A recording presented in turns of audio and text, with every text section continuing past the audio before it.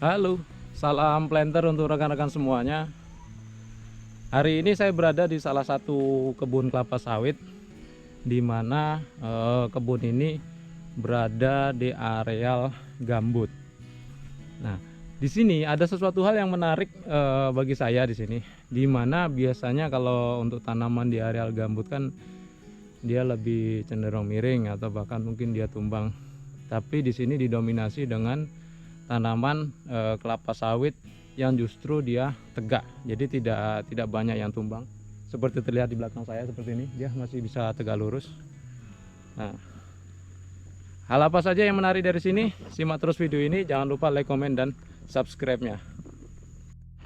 Kalau kita melihat kondisi tanahnya, ini kalau kita lihat nih, kita perdekat ya, kita dekatkan. Ini gambut ini gambut nih. Ini kalau kita ini tekan, kita lihat nih, ambles nih, ambles. Ini gambut ini. Tapi kita lihat di sini, tanamannya itu dia tegak berdiri tuh. Buahnya juga lumayan bagus di atas. Dari informasi yang saya dapatkan, ada beberapa treatment yang dilakukan di areal ini, mulai dari saat penanaman hingga menjaga kualitas level air dari areal ini. Jadi pada saat penanaman ada cara tersendiri, di mana orang biasanya kalau menanam di areal yang biasa kan hanya dibuat lubang lalu langsung ditanam. Tetapi di areal ini menggunakan alat. Nah, setelah dia ini menggunakan alat untuk membuat lubang tanamnya, hole in hole namanya. Jadi sistemnya dipadatkan, memang benar-benar padat lubang tanam itu, baru kemudian bibit sawitnya ditanam di situ. Jadi tujuan pemadatan itu adalah nanti untuk menguatkan cengkraman akar pada tanaman kelapa sawit. Ini bisa dilihat seperti ini, gitu. Jadi karena struktur dari gambut itu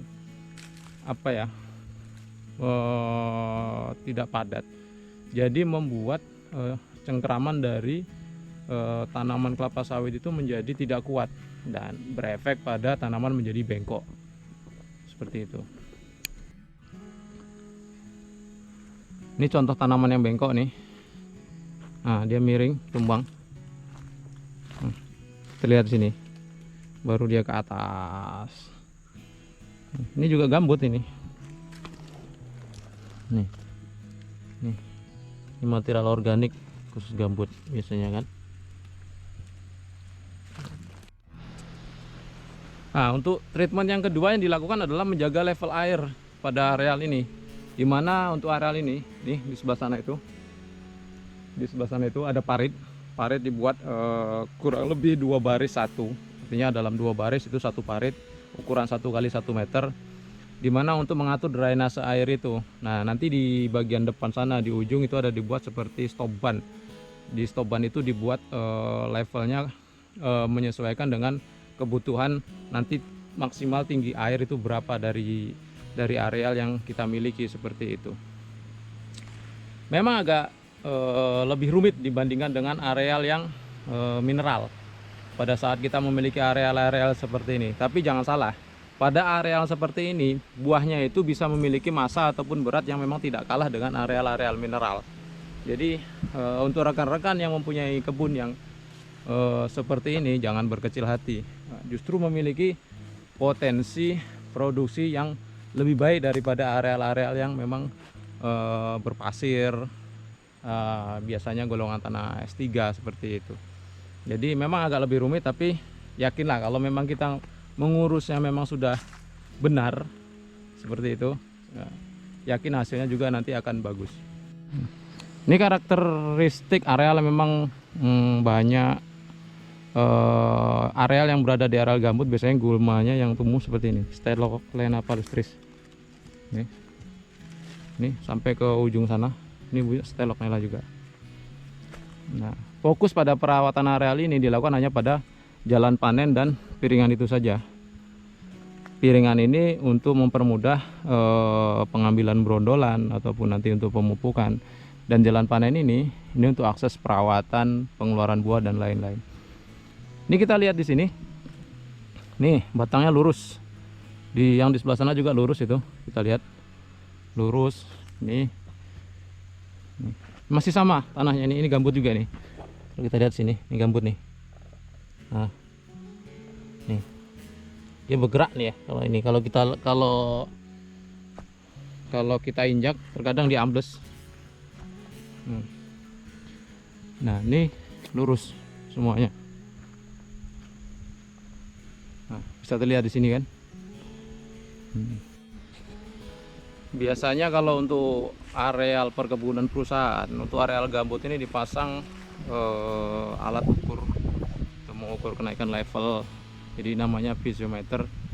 Tapi kalau mungkin untuk yang pribadi saya rasa ya mungkin perlu, tapi kalau saya lebih memilih menggunakan stop ban itu saja sudah cukup. Jadi kita bisa mengetahui pada saat air naik itu maksimalnya berapa, turunnya berapa. Jadi kita menjaga levelnya itu supaya air tidak terlalu kering pada saat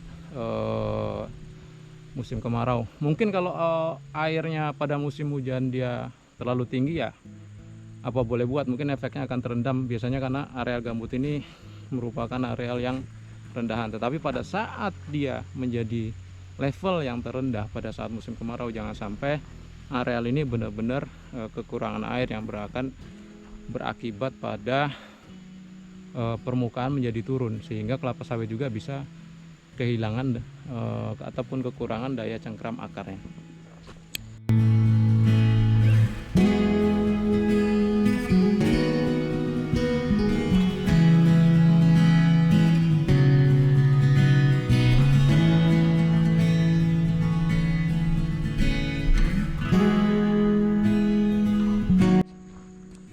Nah, areal ini juga sering terendam nih, ada bekas nih.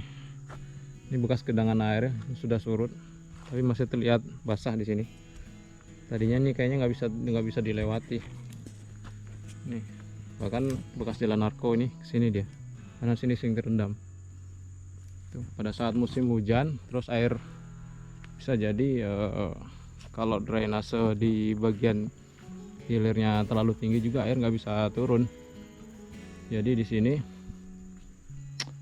biasanya kalau panen menggunakan arko yang sudah dimodifikasi menggunakan ban yang lebih besar, seperti itu, agar mudah lewat pada saat di area-area yang seperti ini. Karena kalau masih menggunakan ban-ban yang biasa, biasanya dia ambles gitu pada saat membawa buah dengan berat ya bisa jadi 20 kilo atau bahkan lebih, dia akan ambles. Ini rata-rata sudah dimodifikasi untuk ban arkonya.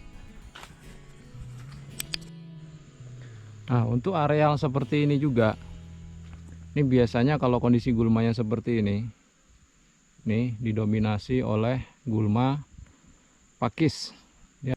Ini untuk penyemprotan sebenarnya tidak perlu dilakukan secara total karena akan menghabiskan biaya saja. Jadi fokuskan saja pada piringan dan pasar pikulnya saja. Dan penggunaan material nih yang paling penting. Jadi penggunaan materialnya, karena dia memiliki lapisan lilin ini pada permukaan daun ini.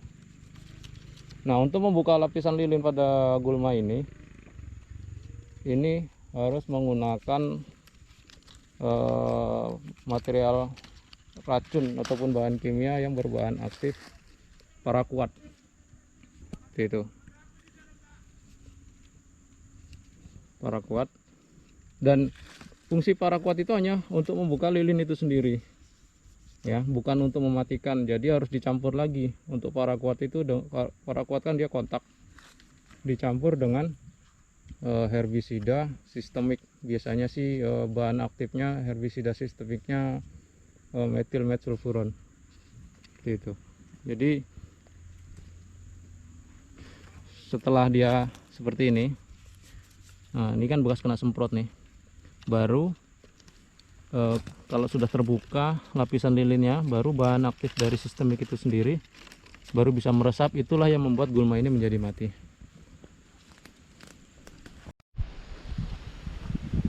Sekian video singkat dari saya, mudah-mudahan bisa menjadi inspirasi bagi rekan-rekan semuanya yang memiliki areal yang seperti ini.